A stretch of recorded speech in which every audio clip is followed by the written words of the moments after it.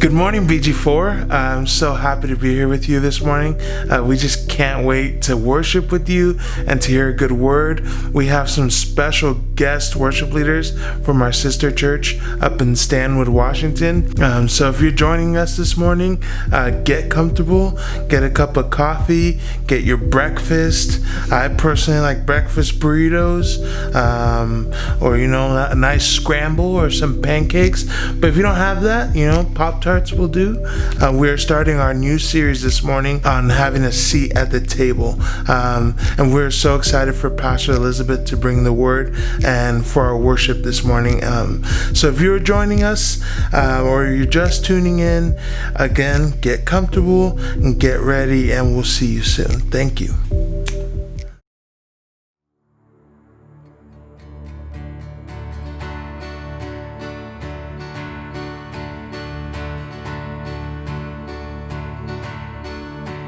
I was buried beneath my shame. Who could carry that kind of a weight? It wasn't mine till I met you. I was breathing but not alive.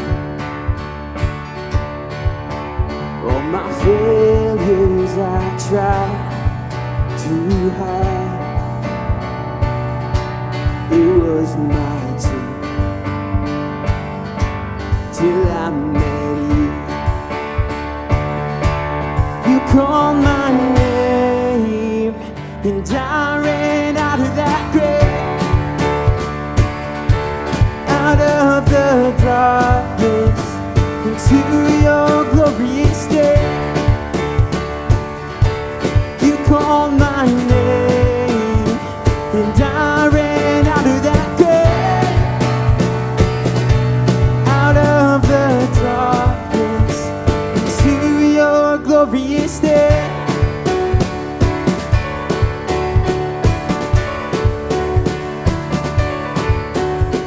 Your mercy has saved my soul.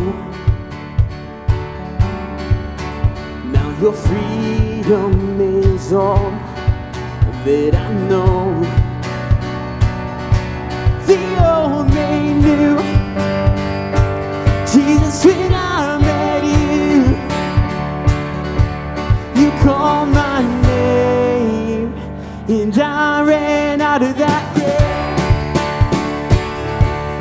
Out of the darkness into your glorious day. You called my name and I ran out of that grave. Out of the darkness into your glorious day.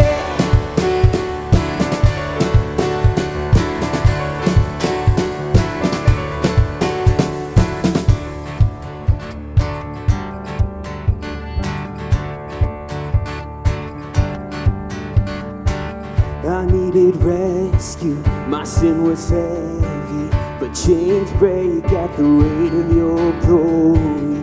I needed shelter, I was an orphan, now you call me a citizen of heaven. When I was broken, you were my healing, now your love is the air that I'm breathing. I have a future, my eyes are open. When you call my name, I ran out of that grave. Out of the darkness into your glorious day. You call my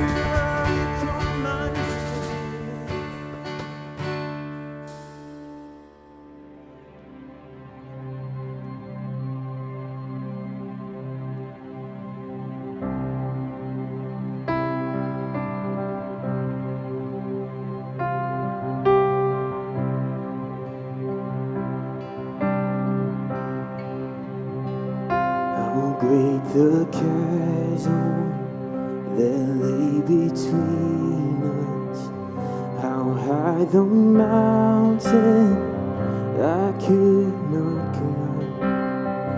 In desperation, I turned to heaven and spoke your name into the night.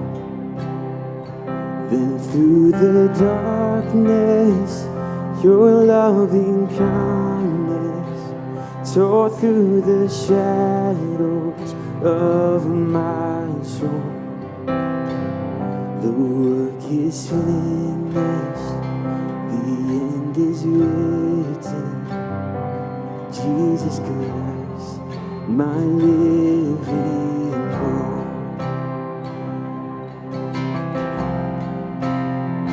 Who could imagine so great a mercy? What heart could fathom such boundless grace? The God of ages stepped down from glory to wear my sin and bear my shame. The cross has spoken, I am forgiven. The King of Kings calls me his own. Beautiful Savior, I'm yours forever. Jesus Christ, my living hope. And hallelujah, praise the one who set me free. Hallelujah, death has lost its grip on me. You have broken every chain. There's salvation in your name, Jesus Christ, my living hope. And hallelujah, praise the one who set me free. Hallelujah, death has lost its grip on me. You have broken every chain. There's salvation in your name, Jesus Christ, my living hope. Then came the morning that sealed the promise. Your very body began to breathe. Out of the silence, the roaring lion declared the grave has no claim on me. Then came the morning that sealed the promise. Your very body began to breathe. And out of the silence, the roaring lion declared the grave has no claim on me. Jesus, yours is the victory.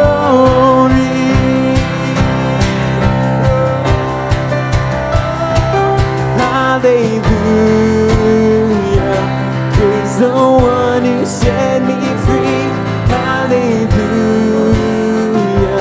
death has lost its grip on me. You have broken every chain. There's salvation in your name, Jesus Christ, my living hope. Hallelujah, praise the one who set me free. Hallelujah, death has lost its grip on me. You have broken every chain. There's salvation in your name, Jesus Christ, my living hope. Jesus Christ, my living hope.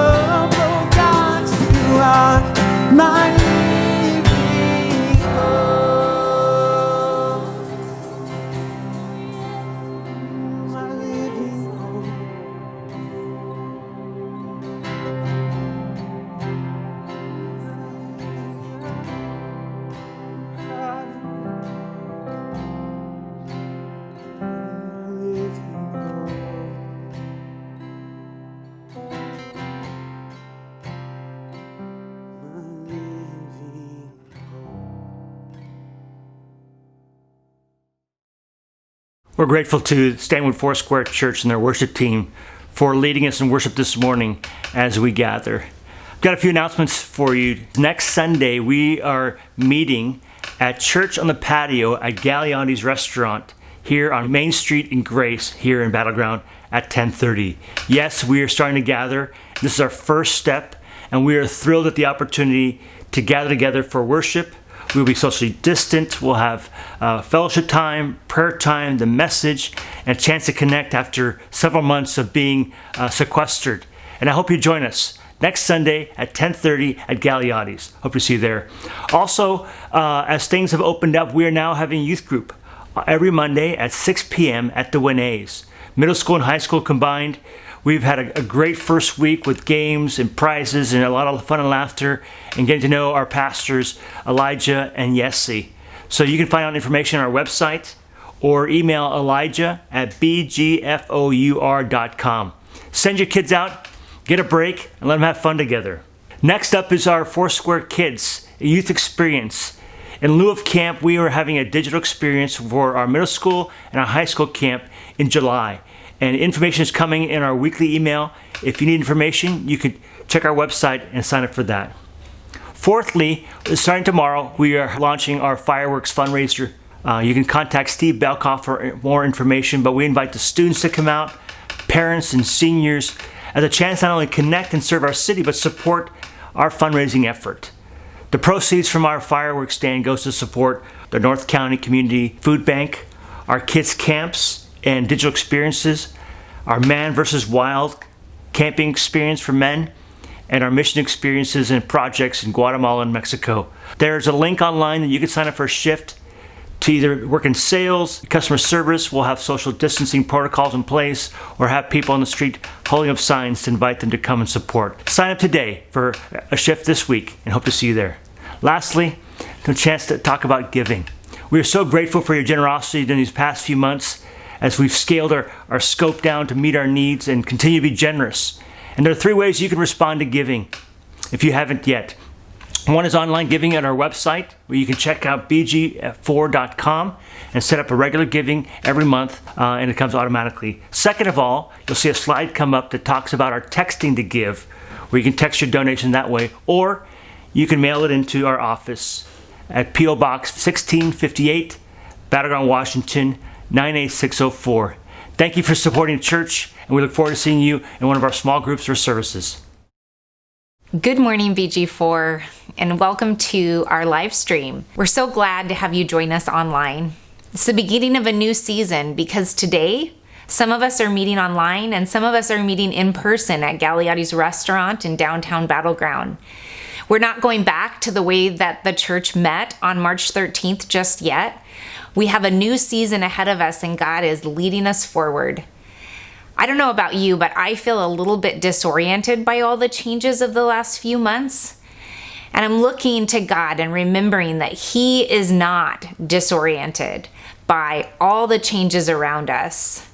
Today, I really believe that God is going to give us one simple invitation, and that is to come and meet with Him at the table. That is the name of our new series, At the Table. In our home, having dinner together is sacred, even though it's really imperfect. If my teenagers are going to open up and talk to me, it is going to be when I feed them.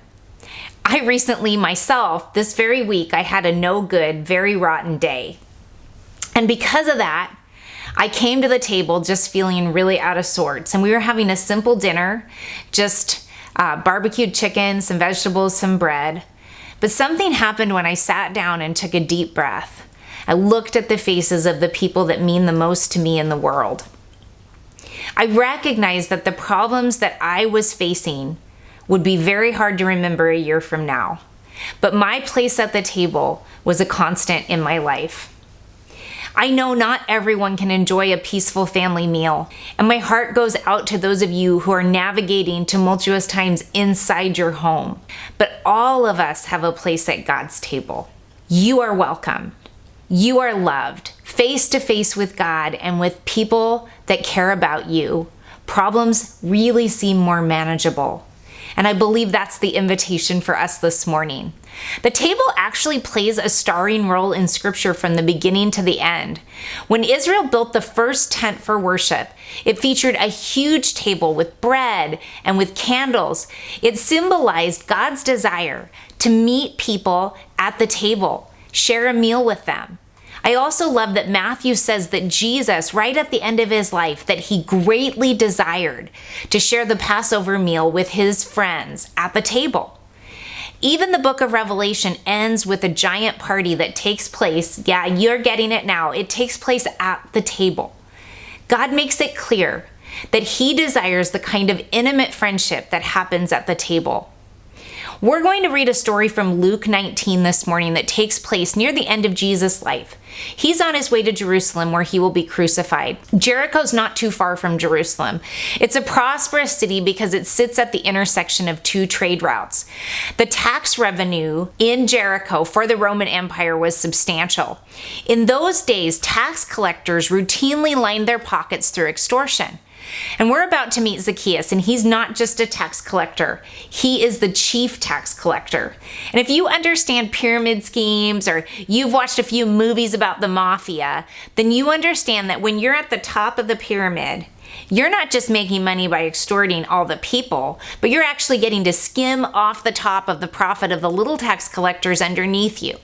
So because this was the setup, Zacchaeus was extremely wealthy and extremely unpopular and isolated. So we're catching up with the story in Luke 19, verse 1. Jesus entered Jericho and made his way through the town. There was a man there named Zacchaeus. He was the chief tax collector in the region, and he had become very rich. He tried to get a look at Jesus, but he was too short to see over the crowd.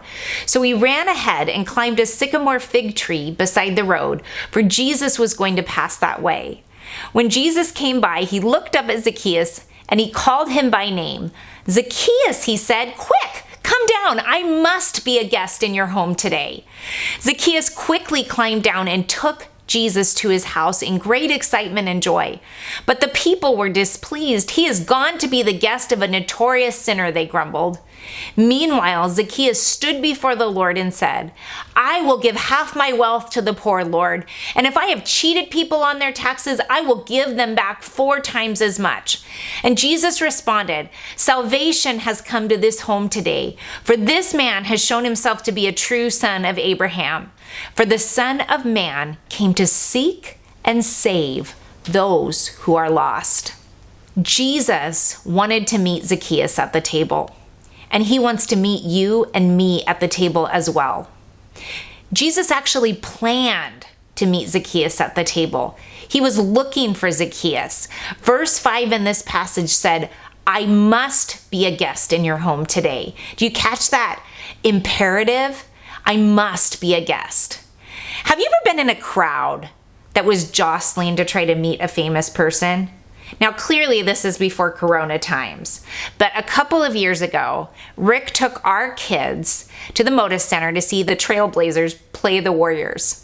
Now, I hope you won't turn off this live stream at this moment, as I confess that in our home, Rick has raised our kids to be Warrior fans. So they were looking forward to meet Stephen Curry, and they were looking forward to meet Kevin Durant at that time before he went to New York. And they were wanting to get autographs. They had their gear. Now, what happened next was the guys came out and they took shooting practice, and my kids made their way with the crowd down to the courtside seats, and they were they were trying to stand against the railing so they could reach out and ask for an autograph. And my son, he tends to be a little bit more,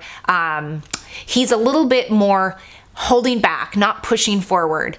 But my daughter, that's not the case for her. So she decided to use her small stature, because she's a 12-year-old girl, to weave her way between people and push a little bit forward and squeeze behind until she got within range to actually pass her Warrior hat out to Kevin Durant and get an autograph. And this was her moment of glory. She gets to the front. She reaches out her arm with her black Warriors hat, hands it to KD, and KD looks at the hat because the hat's black and he has a black pen and he's just kind of confused. And she says, "Turn it over." So he looked at her and he turned the hat over and signed the inside of the brim. And she said to me, "Mom, he heard my voice and he did what I asked. Now we have a special friendship." Well, I don't know if they actually have a special friendship, but that was the moment she made her way to the front and she got heard by Kevin Durant. And I picture that day in Jericho to be a little bit like that with Jesus. Everybody wanted a piece of Jesus as he came into town. There are hundreds of people who are hoping for a word. They're hoping for a touch of healing. They're hoping to be heard. And at that moment, Zacchaeus realizes that he's at a serious disadvantage because he can't see over anybody's head and everybody hates him. So if they notice him trying to get through, they're not going to give him a little grace. Nope, he's probably going to get an elbow. He's going to get pushed out of the way. And so he decides that his best option is to climb the sycamore fig tree by the side of the road.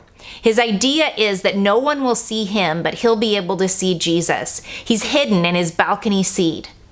He doesn't want anyone to see him. But as Jesus comes into town, his eyes are scanning the crowd and he's looking for someone. And finally, he looks up at the tree and he sees Zacchaeus and his eyes stop there. And he calls him out. He says, "Zacchaeus, come down from that tree." And I wonder, did Zacchaeus initially feel shame? Did he feel like Jesus was embarrassing him in front of the crowd, that he had climbed up in the tree and now he tells him to get down? He's just like everyone else, someone that didn't like him and didn't want him anywhere near. But then Jesus follows up that statement with this. To Zacchaeus' great surprise, he says, "I must come be a guest in your home today." You know, if Jesus carried a day planner, Zacchaeus' name would be written across this day. To everyone else, Zacchaeus looked like a big interruption to Jesus, and he looked like a mistake. To Jesus, his time with Zacchaeus was a divine appointment. Zacchaeus was searching for Jesus, and at that moment, he found out that Jesus was actually looking for him. You see, Jesus saw a person, not a category. No one thought of Zacchaeus as a person. They thought of him as a category. He was a traitor. He was a turncoat. He was an oppressor. You know, something that's really heartbreaking is when people do not see you as a person, when they dehumanize you. One of the things that broke, I think, the nation's heart when we saw the infamous video of George Floyd's death was the fact that that man, who was created in the image of God, was dehumanized. He was only seen in that moment as a category, as a stereotype. And because of that, the image of God in him was violated. Another example happened to me this week. I was talking to a friend who was called up by the Washington National Guard to work in Seattle. She actually was sympathetic to peaceful protesters. She was sympathetic to the causes that were being advocated.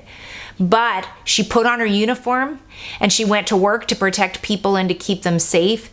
And people only saw the uniform, so she experienced being belittled. She experienced being spit on because they didn't see her as a person with a separate set of beliefs, values. They just saw a category because of her uniform. And again, people were not seeing her as a person made in the image of God. And I believe that our world is weary with categories. We're weary with stereotypes. We're weary with judgment. I'm asking Jesus to open my eyes to see people with their stories and with their fears and what brought them to the moment in which my path crosses theirs. I love what Brian Severson has to say in the book Just Mercy. He says, each of us is more than the worst thing we've ever done. I'm going to say that again. Zacchaeus and me and you, we are more than the worst thing we've ever done. And that is how Jesus always sees people. Jesus calls Zacchaeus by name. How many people ever called Zacchaeus by the name his parents gave him? They called him lots of other things. They called him sinner. They called him cheater. They called him traitor. But they didn't call him Zacchaeus. In our Mending the Soul group, which is our abuse recovery group that meets weekly, I have been shocked because we've explored the effects that verbal abuse has on children and adults. We often act like words don't leave a mark, but that is just not true. Some of the longest lasting bruises come from hateful names. My friend Christy is part of the group, and she gave me permission to share a story that came up in our group. Christy was raised in a home where verbal abuse happened a lot. In fact, her dad rarely called her by name, but he called her degrading and ugly names. And when she met Jesus at age 16, she was shocked when she had the opportunity to hang out in a loving home, the home of her youth pastors. Her youth pastor, Nicole, would invite her just to hang out, whether she was cleaning the house or cooking or taking care of her young children. She'd let Christy be there with her. And as they spent more time together, Nicole developed an endearing nickname for Christy. She'd call her Chris, and no one had ever called her that before. And it made her feel special. It made her feel like she belonged. And she told me that when Nicole called her that name, filled with purpose and love, she began to believe that maybe Jesus treasured her too. Did you catch that? When Nicole called Christy by name, it changed the trajectory of her life. Today, Christy is the mom of 4, and she's a pastor, and she helps other people find hope and healing. But the change in her life began when someone saw her and called her by name, and she heard Jesus call her by name. And I'd love for you to imagine right now with me, who are people in your workplace, in your neighborhood, who are waiting and needing to have someone call them by name and see them with their hurts, with their fears, with their stories. Can Jesus use you in their lives? Jesus accepted Zacchaeus first thing. Have you ever noticed what's missing in this story? What's missing? The preaching. Something that people like me should really take note of. Zacchaeus represented so much of what was wrong in Jesus' world. He was on the side of the Roman oppressors. Beyond that, he was immoral and disloyal. He exploited his own people. If there was ever a chance for Jesus to make a public statement and denounce all the things that were wrong with society, this could be a moment for it. And this story instead, it reads like somebody is playing Just As I Am. Have you ever watched a Billy Graham crusade? That's the song at the end when people walk forward to pray. And Zacchaeus is responding to the altar call, but if you look, nobody actually gave the altar call. All Jesus said was, I must be a guest in your home today.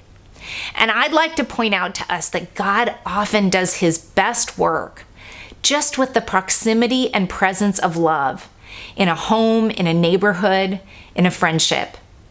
Recently, I saw that a guy I knew from high school had started an argument on Facebook. Do you have those experiences? He posted this provocative post. It said, how can anyone call themselves a pastor and also support abortion? Now, perhaps this could have been a meaningful conversation if there was real talking and listening around a table.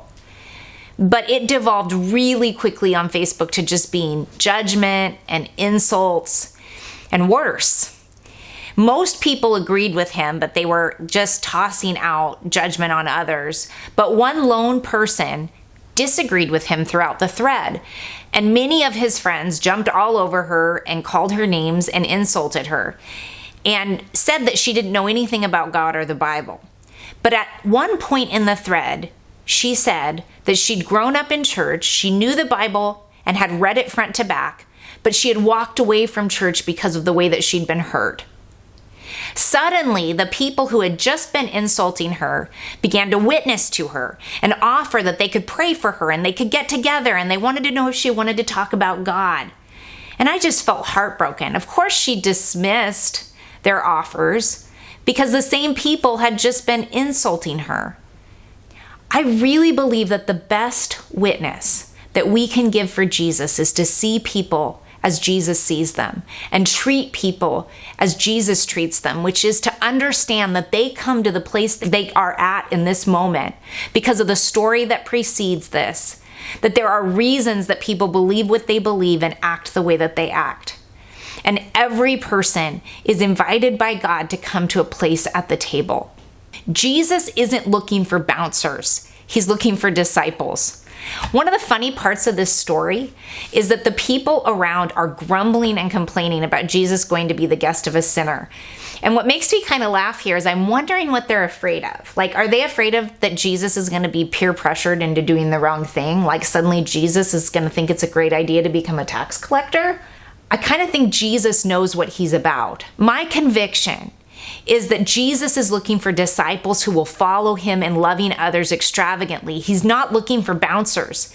He looks in the most unexpected places to invite people to follow him. And he is not looking for people to protect his reputation.